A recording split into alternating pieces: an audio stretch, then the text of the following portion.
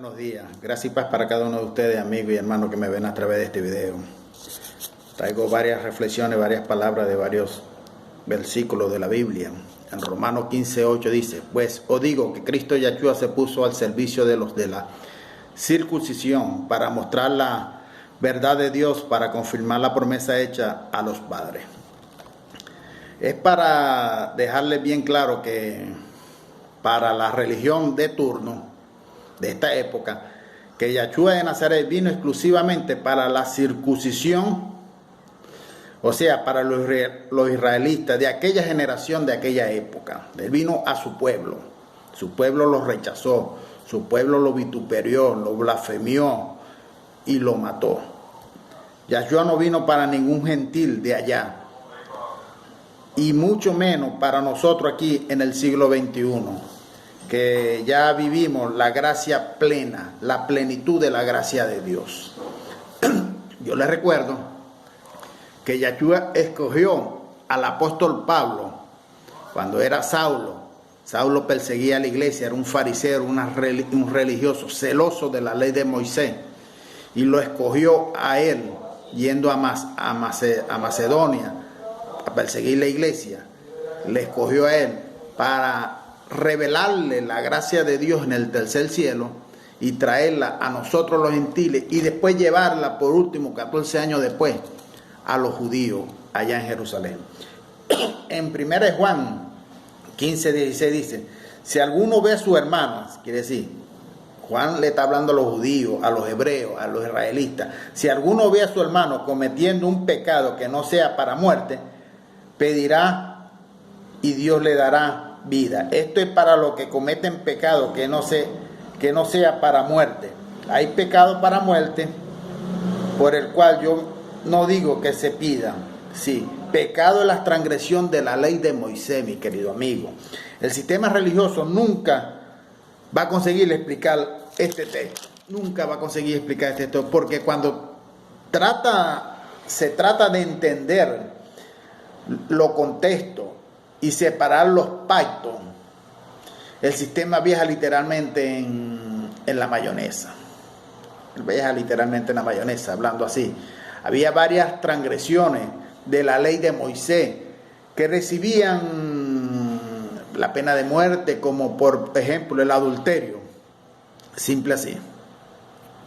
2 de Corintios, capítulo 5, versículo 17 dice: de modo que si alguno está en Cristo, nueva criatura es. Las cosas viejas pasaron, aquí todas son hechas nuevas. Escuchen, religiosos. Ahí los religiosos que ven a través de este video, escuchen bien. Estar en Cristo no es estar en una denominación religiosa. Estar en Cristo es estar en el nuevo pacto, ¿sí? En la plenitud de la gracia de Dios, vivirla y colocarla en práctica en nuestra vida. La nueva criatura no es el hombre que acepta a Jesús de la religión y tomó un baño de piscina, y que para santificar y lavar la carne, cuando la carne no se santifica y la carne no se somete a Dios. Y después se comió un pedacito de pan y un jugo de uva. La nueva criatura es el hombre espiritual que resucitó con Cristo en la cruz, mi querido amigo. Las cosas viejas pasaron, fueron la ley, el viejo hombre y el pecado. Si la transgresión de la ley, las cosas viejas pasaron, fueron la ley. Y no el fútbol, no ir a jugar fútbol, no ir al cine. Cada uno de nosotros no compartir en una fiesta con unos amigos, con un familiar, no. Con nuestra novia, hacer todo eso, con nuestra esposa o con nuestras amistades, con nuestra familia, hacer eso, no es eso.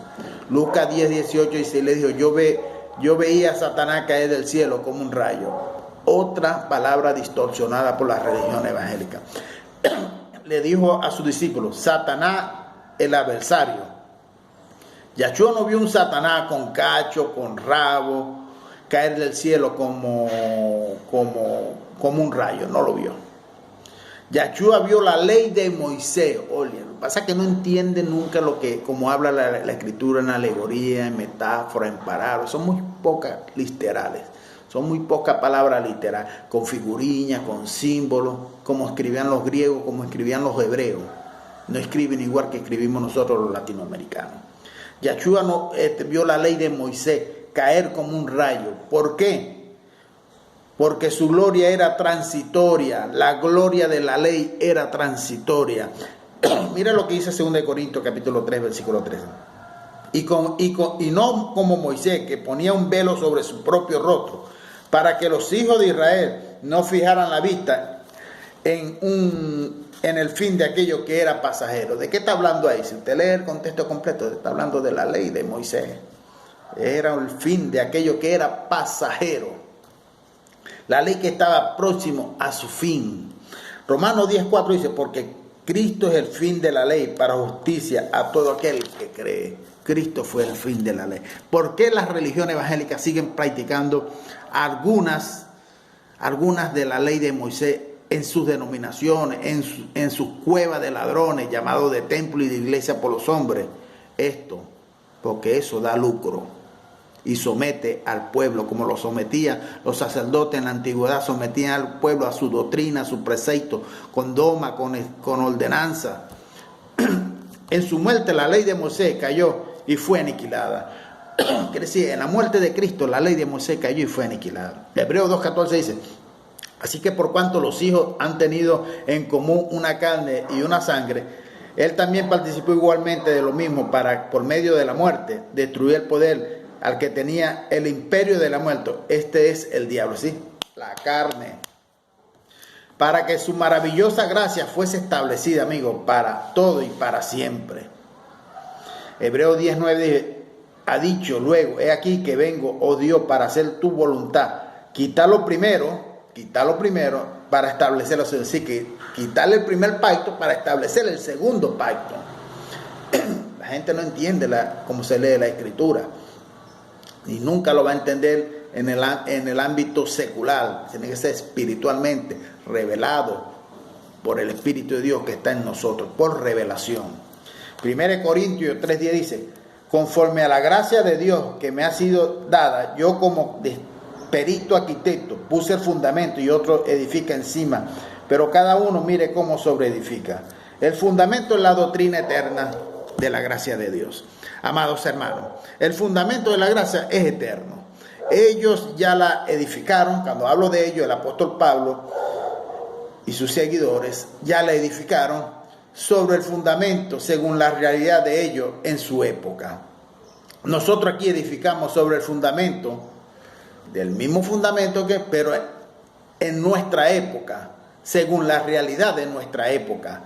No caiga en esa conversa fiada de que Dios me reveló un nuevo entendimiento. Es una gran mentira, una gran falacia, porque no hay más nada para ser revelado, sino la gracia de Dios, más nada. Los que no estén de acuerdo con el fundamento que Pablo colocó, entonces es un hereje. Y eso lo vemos, infelizmente. 1 Corintios, capítulo 10, versículo 13, dice, no has sobrevenido ninguna tentación que no sea humana, pero fiel es Dios, que no permitirá que seáis tentados más de lo que podéis resistir, sino que proveerá también juntamente con la tentación la vía de escape para que podáis soportar. Entonces, si el apóstol Pablo dijo bien claro a los corintios que la tentación que viene sobre el espíritu es causado por la carne, sí, la naturaleza humana, ¿por qué el sistema religioso evangélico insiste en decir que existen un diablo o un Satanás? Sí, un ser espiritual creado por ellos, por el sistema religioso, que es poderoso, hasta más poderoso que Dios. Ellos insisten en eso. Lo bastante para entrar en el templo de Dios, que son sus hijos, y expulsar el Espíritu Santo que está en el templo de Dios morando, según el sistema religioso. Muchos evangélicos piensan que hacer la obra de Dios es cumplir ritos, liturgia, ceremoniales judaicos, cumplir preceptos, estatus, ordenanza de la ley de Moisés, dogmas, rituales, doctrina y costumbres rutinarios de los hombres. Esto no es la obra de Dios, mi querido amigo. Abra los ojos, despierte. Esa no es la obra de Dios. Eso es la obra de la religiosidad, de la religión, del hombre que quiere mantener a usted cautivo en sus templos, en su iglesia de hombres, para vivir la costilla de usted. Esa es la obra del hombre, de la religiosidad. La obra de Dios es lo que Yahshua habló en Juan capítulo 6, versículo 29. Pero le voy a indicar el versículo antes, el versículo 28, lo que le dijeron los discípulos. Versículo 28 dice, entonces le dijeron, ¿qué debemos hacer para poner en práctica la obra de Dios? Juan 6, 28. Versículo le preguntaron a Yahshua de Nazaret. Yahshua de Nazaret le respondió Yahshua y le dijo, esta es la obra de Dios, que creáis en el que Él ha enviado. Así que creamos en Cristo resucitado, que Él ha enviado y ya está en nosotros, guiándonos, conduciendo nuestra vida.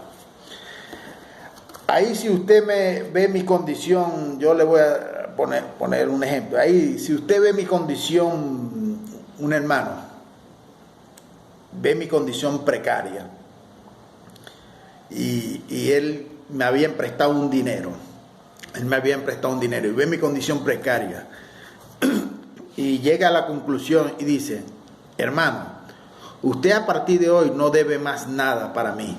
Todas las deudas que usted debe para mí están pagas y perdonadas. Ahora, la pregunta que yo hago a quienes cobran el diezmo en dinero, que no existe en la Biblia. El diezmo fue una ordenanza que fue en alimento que se daba cada 1 año, cada 3 años, cada 7 años. Lo daban los agricultores, los ganaderos, los pobres no diezmaban. Lo llevaban al templo de Jerusalén, eran almacenados y eran repartidos para los sacerdotes levitas, para los huérfanos, para las viudas, para los extranjeros, para los pobres. Así que distorsionaron todo. Entonces, yo te hago una pregunta, o le hago una pregunta a aquellos religiosos, a aquellos vagabundos pastores. ¿Quiénes cobran diezmo? Ellos quienes cobran diezmo. El dinero al pueblo gentilicio, a nosotros. La siguiente pregunta. Si Yahshua ya pagó toda nuestra deuda en la cruz, ¿por qué ustedes insisten en cobrar aquello que ya fue pago y perdonado? Les repito, si Yahshua ya pagó toda nuestra deuda en la cruz, ¿por qué ustedes insisten y maldicen y distorsionan todo aquello que ya fue pago por Yahshua en la cruz y ya fue perdonado por Él? ¿Por qué insisten en eso? Oye, son herejes, son mentirosos, son los engañadores de esta época. Juan 14:2 dice, en la casa de mi Padre hay muchas mansiones o muchas moradas. Si no, ya os la hubiera dicho. Voy pues a preparar lugar para vosotros. Casa de mi Padre, reino espiritual de Dios. Muchas moradas o mansiones, cuerpo incorruptible. Espiritualmente, ¿no? Espiritualmente, tienen que entender la palabra, cuerpo incorruptible espiritualmente. 2 Corintios 5:1 dice, porque sabemos que si nuestra morada terrestre, este tabernáculo se deshace, tenemos de Dios un edificio, una casa, no hecha con mano, eterna en los cielos. La morada que Yahshua dijo para sus discípulos, que ya estaban preparadas desde la fundación del mundo, no eran casas de nube o en las nubes, con tejado de oro, piso de oro y un río de cristal pasando por el jardín. No, mi hermano, me da risa eso, esa imaginación de esos evangélicos.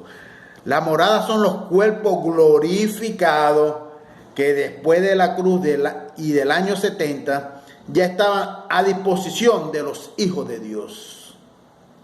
Primera de Corintios, capítulo 15, versículo 35 y el versículo 39, una pregunta y una respuesta hay ahí. Dice, pero dirán algunos, ¿cómo resucitarán los muertos? ¿Con qué clase de cuerpo vendrán? Versículo 39, ahí viene la respuesta. Y así como hemos llevado la imagen del terrenal, llevaremos también la imagen del celestial. ¿Será que usted entiende eso? Despierta, pueblo de Dios. El sistema religioso te sigue engañando. Lo sigue engañando a ustedes. Despierta, pueblo de Dios. Despierta, mi querido amigo. La morada que Dios fue a preparar ya estaba preparada al principio de la fundación del mundo, en cada uno de sus elegidos. Esa es la morada, esas eran las mansiones que Yahshua de Nazaret iba a preparar. Gracia y paz para cada uno de ustedes.